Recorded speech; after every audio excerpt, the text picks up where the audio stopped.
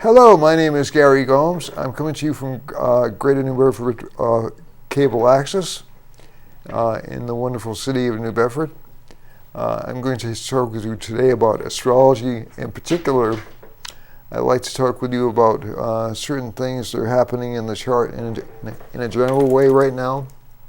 And also talk with you a little bit about what they call remedial measures in Indian astrology. So essentially, I wanted to make sure that people were aware, although I have covered this in previous broadcasts, about the current combinations in, excuse me while I fiddle around with my equipment here, the combinations in Cancer, the sign Cancer in the Vedic horoscope. Now again, in Vedic astrology, Cancer is not connected with, it's not the traditional June 23rd to July 21st dates that we associate with in Western astrology. It's more connected to July 15th to August 15th, the way the Indians view the sign placements. And also, planets will go through lunar mansions, also called nakshatras. Nakshatras. Nakshatras are essentially 13-degree, 20-minute divisions of the zodiac, starting from the earliest one, Ashvini, and the last one is Revati, and that corresponds to Pisces, or the last 13 degrees, 20 minutes of Pisces. Cancer is interesting in that it's what's called a terminal, that's really one way to put it, a terminal sign. And what that means is essentially the nakshatra, the lunar mansion, ends at the end of the sign in the sign Ashlesha, which is coiled serpents. But the two first parts of Cancer are the remnant of a lunar mansion called Punarvasu, which is ruled by Jupiter. Indirectly, the lunar mansions are ruled by other planets in various Mahadasha systems. And Pushya, which is considered to be an extremely auspicious nakshatra. You know, it's good for doing anything, for starting any activity except for marriage. That's the one thing you shouldn't do during Pushya nakshatra. And I would say by implication, I would also not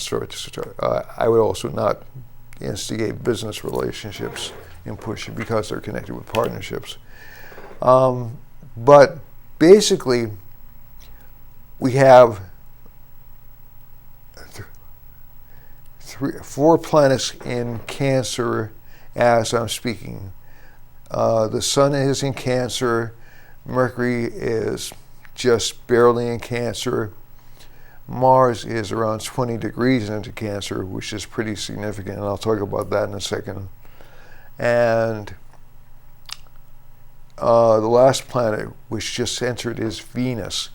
And Venus came out of a long transit, or seemed very long. Actually, it wasn't any longer than it normally is. They're normally about 1 month transits of Venus through a sign in Gemini. And the reason it seemed so long was because Venus was with Rahu.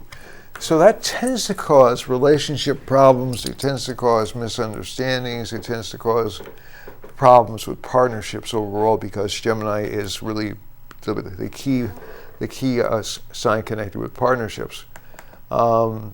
Even more so than Libra. Libra is essentially established partnerships. Gemini is forming partnerships.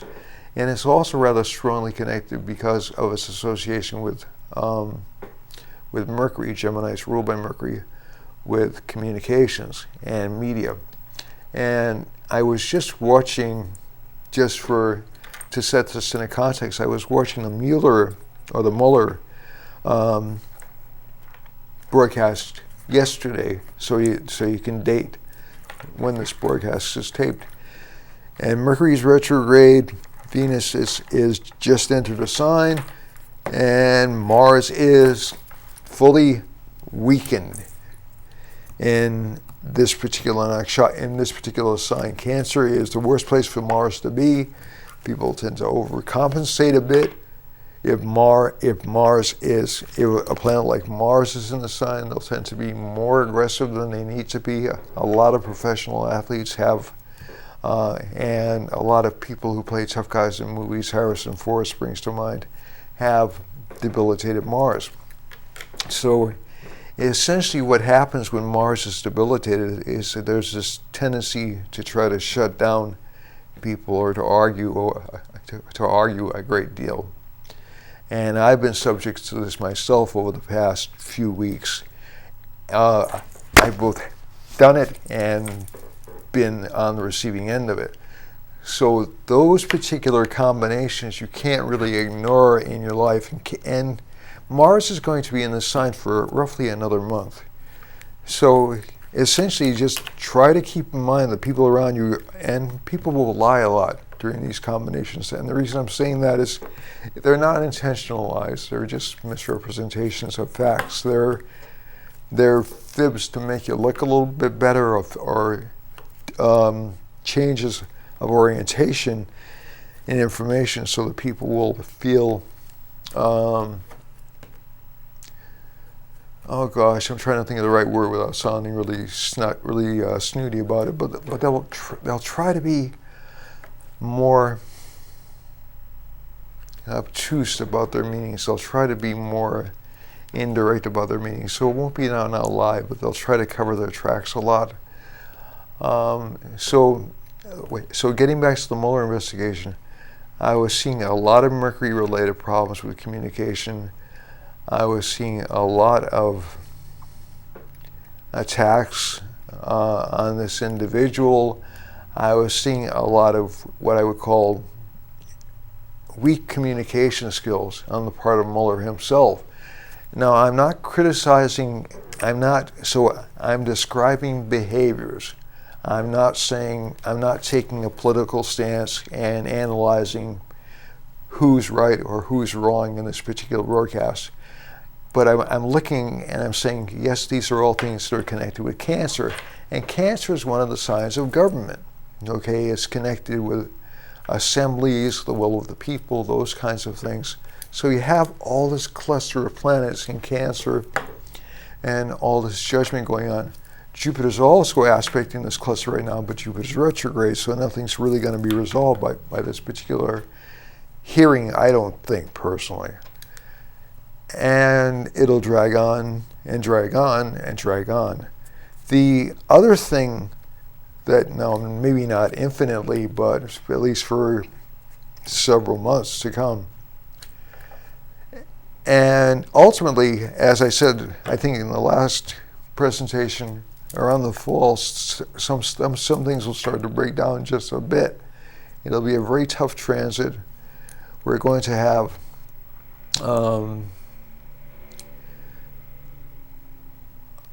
some economic disarray. I don't think we're going to have any kind of a crash. Changes in governments roughly between November and January, but I don't think that's going to happen here. And Saturn and Jupiter are going to be very tightly involved with each other between roughly October and late January. That usually brings some kind of structural change in administrations. I have seen it bring economic problems to people, and I haven't isolated that on the map, but I'll have a chance to do that in the next broadcast, so I won't do it today. The one thing I did want to talk about just briefly, so just be aware we still have that awkward Saturn Ketu Rahu aspect. Saturn and Ketu are still right on top of each other. They'll be directly on top of each other again in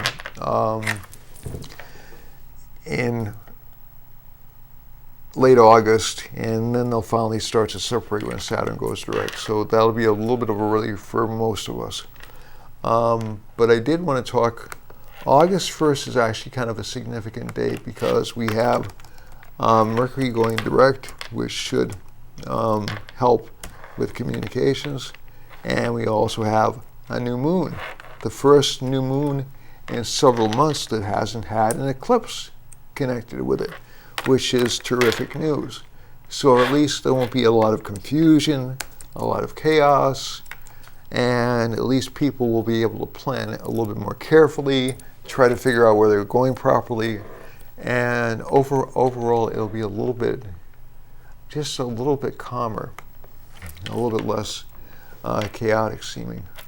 I'm not saying that we'll have world peace or that everybody's going to feel wonderful. There are still some other difficult planets happening, affecting people, but overall we should be in a little bit better shape, at least emotionally.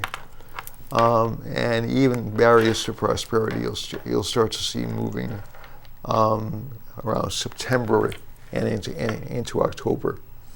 So this is not, so essentially we're kind of in the last phase of the worst part of these eclipses. The next eclipse is going to occur in December. I'll talk more about that down the road.